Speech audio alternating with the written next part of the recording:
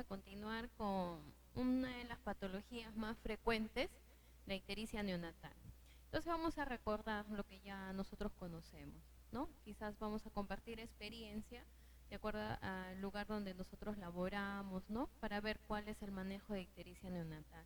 Como ya sabemos, la ictericia neonatal es un desequilibrio, ¿no? Porque va a haber un exceso de bilirrubina en nuestro bebé, que los valores normales van a ir por encima de 5 miligramos por decilitro. Entonces, esta ictericia, ¿por qué se da? Porque hay una predisposición, ¿no?, de la producción excesiva de bilirrubina, es decir, que en tiempo de la hemólisis, de la destrucción de los glóbulos rojos, va a ser menor. Segundo, porque también el sistema enzimático del hígado, al inicio, cuando nuestro bebé nace, en el periodo de adaptación, va a ser inmaduro. Y además también la flora intestinal también va a estar disminuida y la motilidad intestinal de igual manera. Entonces tenemos los dos tipos de bilirrubina. La bilirrubina indirecta o también llamada no conjugada porque es aquella que es insoluble al agua. Esta bilirrubina indirecta, los valores normales es de 0.1 a 0.5 miligramos por decilitro. También tenemos la bilirrubina directa o es aquella también llamada conjugada porque es aquella que es soluble en agua y sangre y es aquella que va a viajar por el plasma. Los valores normales tenemos de 0 a 0.3 miligramos por decilitro. Entonces nuestra bilirrubina total va a ser la suma de ambas y los valores normales de 0.2 hasta 1 miligramo por decilitro. Entre los factores, o también que ya hemos mencionado las causas, tenemos que va a haber un aumento en el número de eritrocitos, también hay una menor vida de glóbulos rojos, la ingesta oral también va a estar disminuida, por eso que nuestro bebé también va a presentar una situación de deshidratación. También cuando nuestro bebé presente sangrados. Entonces el metabolismo de la bilirrubina se va a dar en el órgano, en el vaso. ¿A nivel de qué? Del sistema retículo endotelial, es decir, en las células de los macrófagos. Entonces aquí nosotros vamos a ver que los glóbulos rojos tienen el tiempo de vida de 120 días. Estos glóbulos rojos no se van a degradar y van a dar lugar a la hemoglobina. Y esta hemoglobina se va a degradar en dos grupos, en el grupo globina y en el grupo hemo. Y el grupo globina, que van a ser, se van a ligar a los aminoácidos, ¿no?, a las proteínas, y el grupo hemo, que va a convertir la biliverdina. Esta biliverdina se va a convertir gracias a la enzima hemoxidasa, que va a dar lugar al monóxido de carbono y también al hierro, que se va a derivar en todo el organismo a través del fierro, ¿no?, de 3 cruces, a través de la transferasa. Entonces esta biliverdina es aquella donde se va a poder ver en el niño una coloración verde que mayormente se da en aquellos bebés colestásicos, ¿no?, cuando tienen un quiste de coledo. Entonces esta biliverdina se va a convertir en la bilirrubina no conjugada o aquella bilirrubina indirecta a través de esta enzima, la biliverdina reductasa.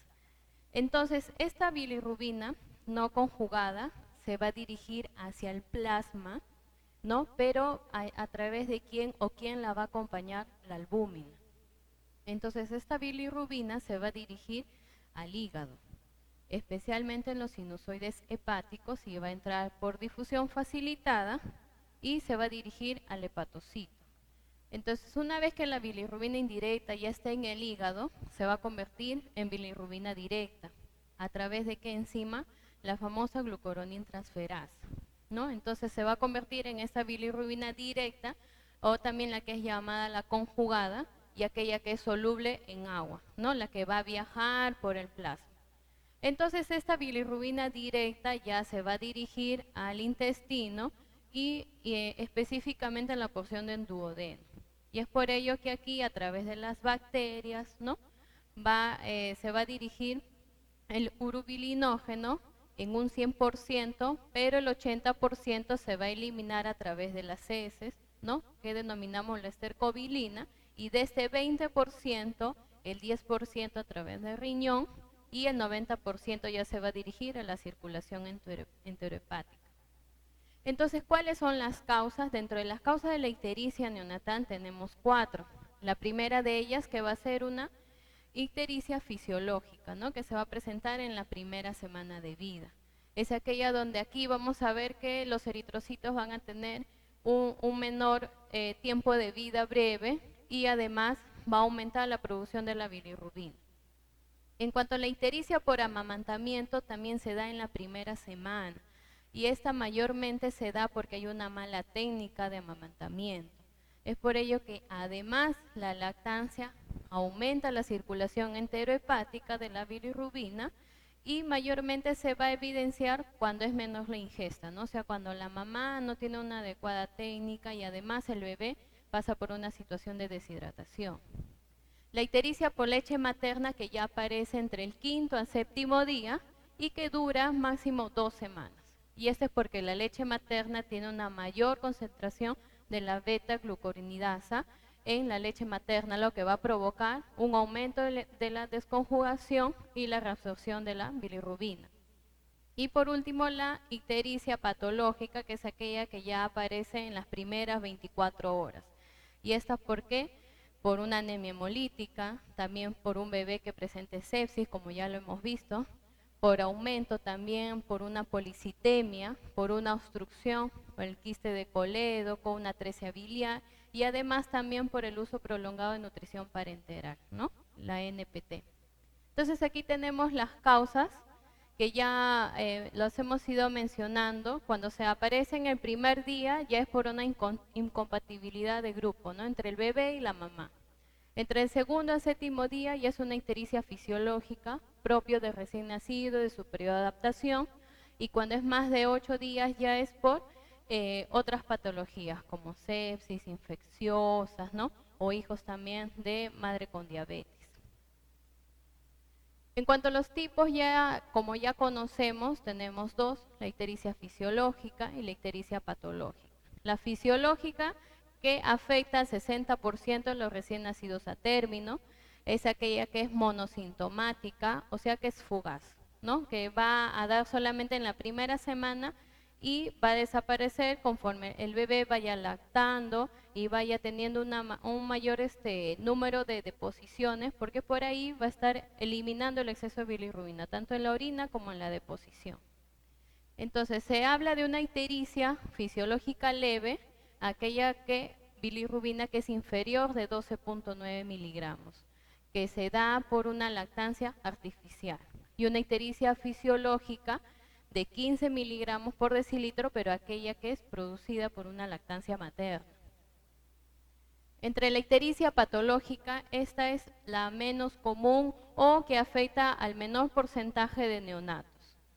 Esta se inicia en las primeras 24 horas y la bilirrubina aumenta más de 5 miligramos por decilitro, pero diariamente. Entre la clínica vamos a ver que no solamente se va a presentar en la piel y en las conjuntivas, sino que además se va a ver en la saliva, se va a ver también en las lágrimas, en el líquido cefalorraquídeo.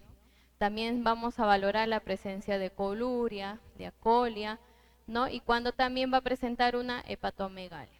Y esta hepatomegalia puede ser consecuencia de alguna infección prenatal, de alguna enfermedad hemolítica por incompatibilidad RH. Entonces, para valorar la ictericia neonatal se utiliza la escala de Kramer.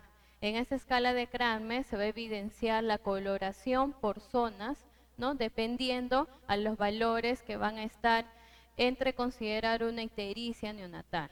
Si vemos en la zona 1, que solamente vemos la coloración amarilla, en la cabeza y en el cuello podemos considerar que es menor de 5 miligramos por decilitro.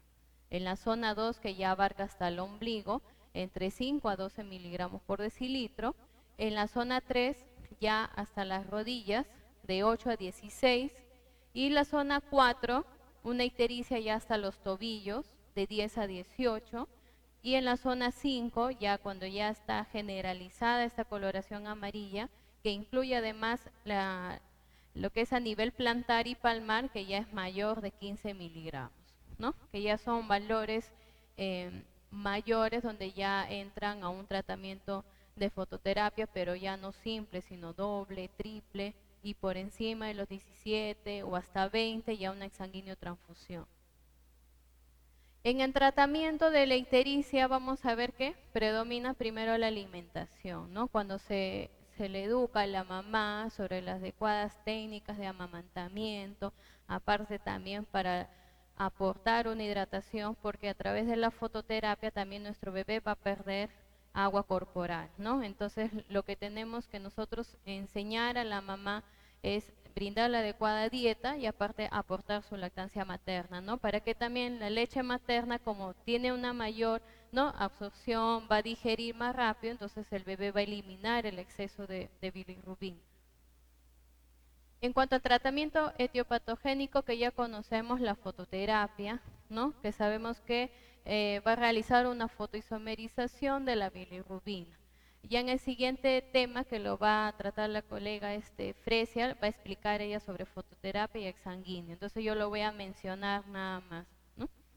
Entonces la fototerapia, como ya sabemos, los cuidados, ¿no? La protección ocular, sabemos nosotros acá le colocamos el gorrito porque como es un bebé prematuro, para evitar la pérdida de calor. Apagamos la incubadora porque vamos a proporcionar un aumento de temperatura, ¿no?, ya sea por la luz y más la incubadora, entonces nuestro bebé se va a sobrecalentar. En unas literaturas mencionan el uso de fenobarbital, ya que el fenobarbital es un inductor enzimático que va a contribuir a que a nivel del hepatocito va a favorecer la captación, la glucuronoconjugación y además la excreción de la bilirrubina. O sea, va a contribuir a eliminar el exceso de bilirrubina. Pero esto mayormente en nuestro servicio nosotros no lo utilizamos, ¿no? Pero son literaturas que en otros países lo utilizan. Los quelantes, que son aquellos medicamentos que también van a contribuir a impedir que se absorba la nueva bilirrubina. Además interfieren en el círculo enterohepático. Un quelante es el agar al 1% por vía oral. Además también aquí hablan sobre los enemas o los supositorios de glicerina, ¿no? Cuando yo trabajé en Cayetano utilizan ellas bastante lo que es los supositorios de glicerina, ¿no? Y les ayudaba a favorecer el mayor número de deposiciones, ¿no?, para que vayan eliminando el exceso de bilirrubina.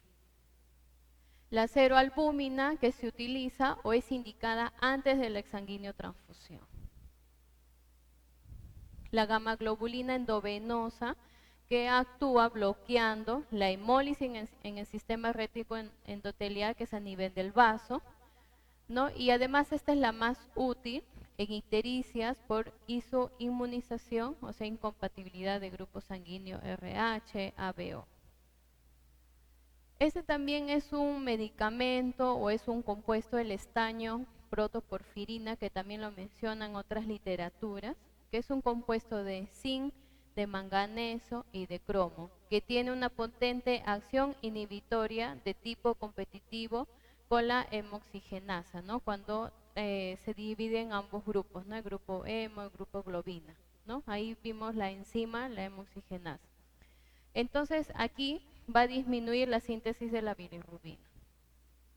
Y la exsanguíneo-transfusión, que también la van a mencionar más adelante, ¿no?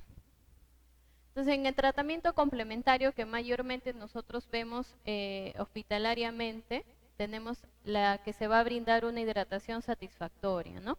Si en caso el bebé está en NPO o ha presentado residuo gástrico, ya tiene una hidratación endovenosa. Pero en el caso de que nuestro bebé tolere la vía oral, ya recibe su dieta, recibe más su lactancia materna. La antibiótico-terapia solo si nuestro bebé presenta algún tipo de infección. Y las complicaciones que ya sabemos, las encefalopatías por bilirrubina, o también llamado el famoso kerníteros. Cuando ya hay un exceso de bilirrubina, ya llega a nivel cerebral y hay una mayor afectación, donde ya nuestro bebé presenta hipotonía, presenta una disminución de los reflejos primitivos, y también además trastornos de deglución y disminución de la motilidad. Por eso es que va a aumentarse constantemente el exceso de bilirrubina. Entonces, en los cuidados de ictericia mayormente van enfocados en los cuidados de la fototerapia o también el tratamiento de la exsanguinotransfusión, y además también el cuidado de enfermería va enfocado en la adecuada técnica de amamantamiento. ¿no? Por eso también a través de las indicaciones de alta, ¿no? Cuando nosotros preparamos a la mamá, damos una educación sobre la adecuada técnica y la identificación de los signos de alarma, como ya lo he mencionado anteriormente. Dentro de los trastornos metabólicos más frecuentes en la edad neonatal, tenemos la famosa hipoglicemia, porque nuestro bebé cuando nace pasa por un periodo de adaptación. Si el bebé a término, ¿no?, trata de compensar lo que en ese momento está pasando en su adaptación extrauterina, entonces en el prematuro la compensación va a ser aún más su sistema que va a estar inmaduro. Entonces el bebé prematuro va a sufrir las mayores complicaciones, trastornos metabólicos, a diferencia del bebé a término. Entonces, en los trastornos metabólicos más frecuentes en la edad neonatal, primero tenemos la hipoglicemia, que es la más común, que es el desequilibrio entre el aporte, ¿no?, de glucosa y además de la manera en cómo lo utiliza nuestro bebé. Cuando hablamos de hipoglicemia hablamos por valores por debajo de los 45 miligramos. En el bebé pretérmino consideramos de 30 a 35 y en el bebé a término de 35 a 40. Entonces, esta hipoglicemia a nivel del cerebro de nuestro bebé va a consumir de 10 al 20% y a una velocidad de 6 a 8 miligramos por minuto, perdón. Entonces, ¿debido a qué se da la hipoglicemia? El origen va enfocado a 3 factores. El primero de ellos, porque hay una disminución de depósito de glucógeno o producción de glucosa endógena. Esto mayormente se va a poder evidenciar en aquellos bebés pequeños para la edad gestacional, en aquellos bebés prematuros. Porque los bebés prematuros tienen un sistema enzimático inmaduro, además que poseen poco tejido adiposo, entonces van a perder calor y va a conllevar a un aumento de consumo metabólico y es por ello que van a presentar también una situación de hipoglicemia y que además por ser inmaduros no van a tener una tendencia de regular, ¿no? Entonces, también se ve una disminución de depósito de glucógeno en aquellos bebés hijos de madre con diabetes. Segundo, el aumento de la utilización de glucosa. Cuando nuestro bebé nace con una taquimia transitoria, con un síndrome de dificultad respiratoria, entonces vemos que el bebé, por compensar lo que en ese momento le está faltando, que es el oxígeno, aumenta el consumo metabólico y nuestro bebé está presentando una situación de hipoglicemia, ¿no? Entonces está utilizando sus reservas de glucógeno para compensar. Además, también cuando nuestro bebé presenta sepsis, también va a presentar hipoglicemia. Cuando presenta una asfixia perinatal al nacimiento, también va a estar añadido de una situación de hipoglicemia neonatal. Y tercero, por una falta de aporte, cuando nuestro bebé está en NPO, ha presentado regurgitaciones, vómitos, entonces nuestro bebé puede presentar un trastorno de hipoglicemia. ¿Y cuáles son las manifestaciones clínicas en hipoglicemia? Nuestro bebé va a estar letárgico, hipotónico, llanto débil, va a presentar también periodos de apnea, cuando tenga alguna complicación al nacimiento, una taquimia, un síndrome de distrés respiratorio, va a presentar temblores, inclusive también cianosis. Por eso cuando trabajamos en alojamiento conjunto, indicamos a la mamá, ¿no?, que cada 2 horas hay que despertarlo para darle de lactar. Aparte también ahí nos fijamos si la mamá tiene producción de calostro, ¿no? Porque también está lactando, pero la mamita no tiene la suficiente producción y nuestro bebé no está teniendo la adecuada lactancia materna, ¿no? Y se duerme, entonces la mamá piensa que duerme porque es tranquilo, ¿no? A veces pasamos y le decimos, señora, ya le doy lactar. No, es que está durmiendo mi bebé, pero puede estar presentando una hipoglicemia, ¿no?, que ya puede llegar hasta el cerebro, una afectación neurológica, ¿no? Por eso nosotros orientamos a la mamá que cuando está en alojamiento conjunto, cada 2 horas despierte a su bebé. Y tratamos de explicarle, ¿no? Y aparte añadido con la producción. Y si no hay producción, ya se comunica al médico y se le brinda una fórmula maternizada, que es elaborada en el hospital. Y en el manejo de hipoglicemia, nosotros primero tomamos el glucotren, ¿no?, el hemoglucotés. Cuando atendemos, cuando recibimos a nuestro bebé en un parto, ya sabemos que si es prematuro o si es macrosómico, tenemos que tomar después de la atención inmediata una prueba de hemoglucotés para ver cuánto está la glucosa. Y en el manejo, cuando yo trabajé en María Auxiliadora, era en un macrosómico, después de la atención inmediata, si es que no tenía algún problema respiratorio, o sea, si no tenía su taquimia, no tenía, o si no era un SAM, no un SALAN, entonces le adelantábamos la dieta, ¿no? Después de tomar la prueba de glucosa y si vemos que estaba en hipoglicemia, aumentábamos la dieta. O si no, si la mamá estaba en cesárea, aumentábamos la dieta con la fórmula maternizada. Y si la mamita estaba en parto normal, entonces lo llevamos inmediatamente para que inicie la lactancia materna. Pero si este bebé está con una alteración respiratoria, una taquimia transitoria, le poníamos su casco cefálico, no tratábamos de brindar el apoyo a oxigenoterapia para compensar y para que nuestro bebé no siga aumentando el consumo y siga bajando su aporte de glucosa. Entonces ahí manejan colocar la dextrosa 33%, que era 2 cc por kilogramo de peso. Entonces ese era el primer manejo en hipoglicemia cuando estábamos en la sala de observación después de la atención inmediata.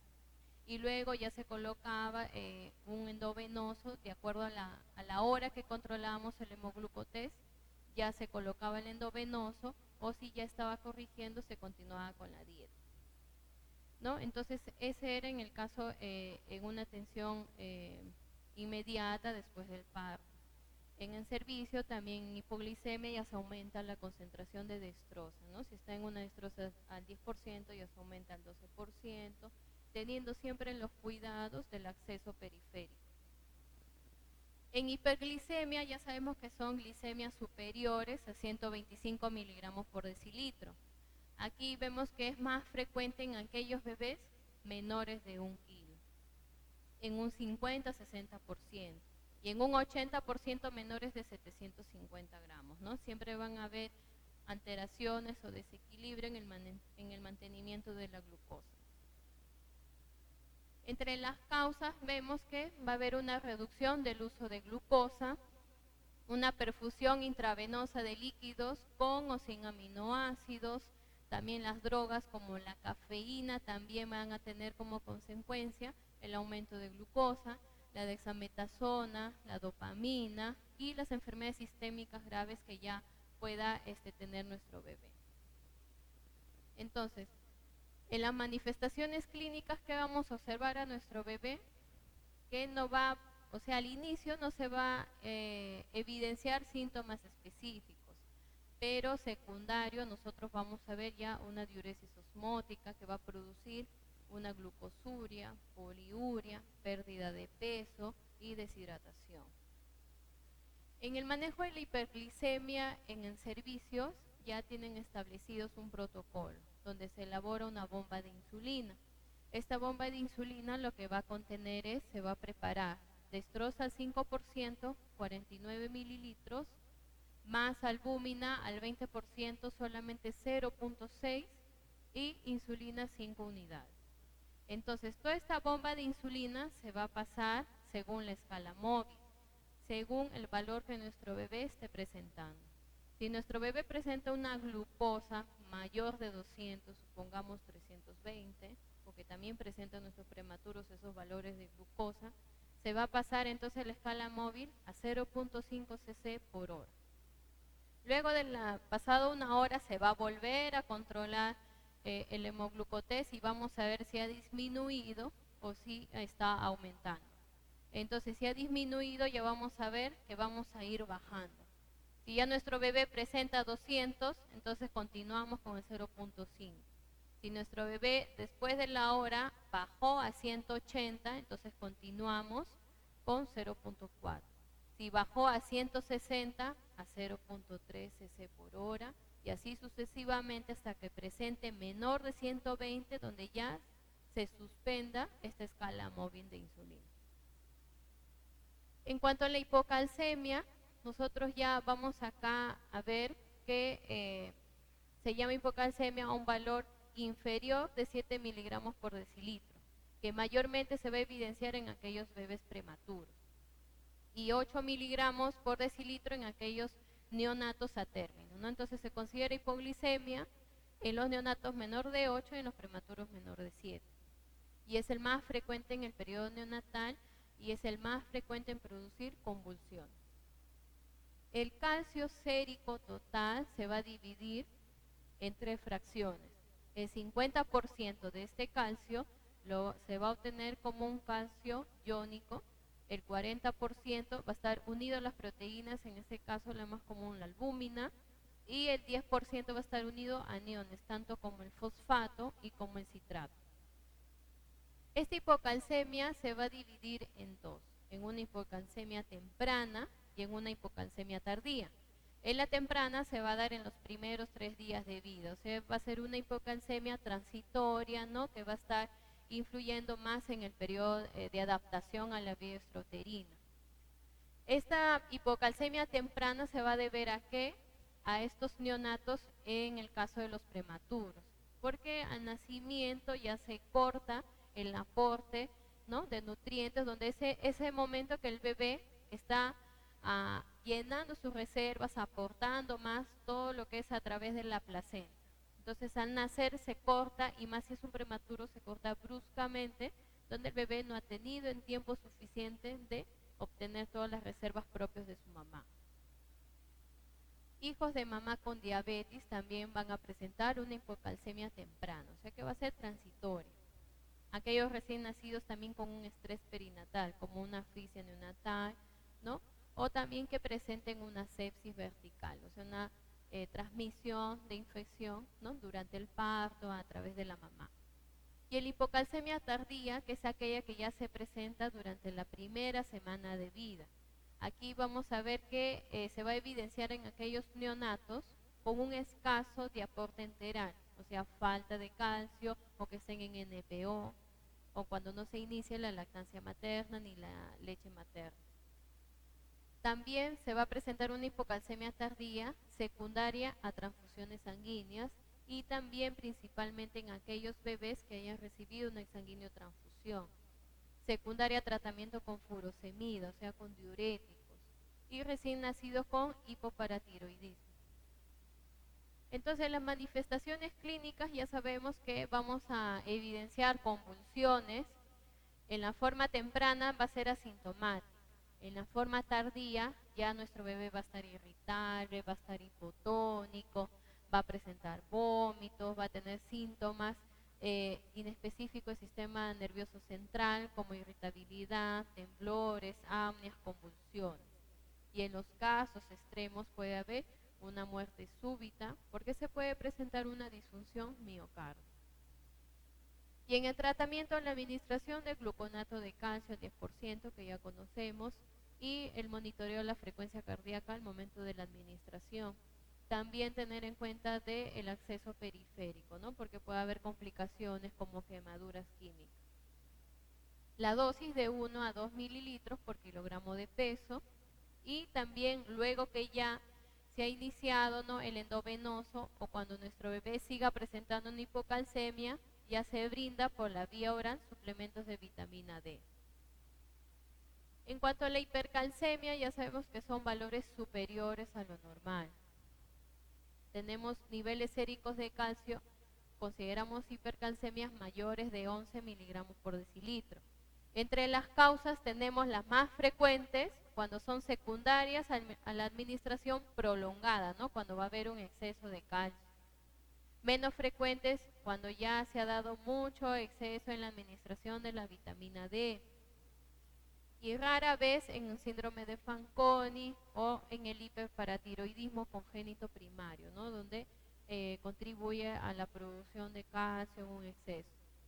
Y en cuanto a tratamiento, mayormente se basa en la disminución del aporte de la vitamina D, de calcio, y en casos de hipercalcemia que sean agudas o que también sean sintomáticas, la furosemida, ¿no?, por ser un diurético, entonces va a tener un efecto hipercalciúrico, ¿no?, se va a eliminar a través de la orina el exceso de calcio.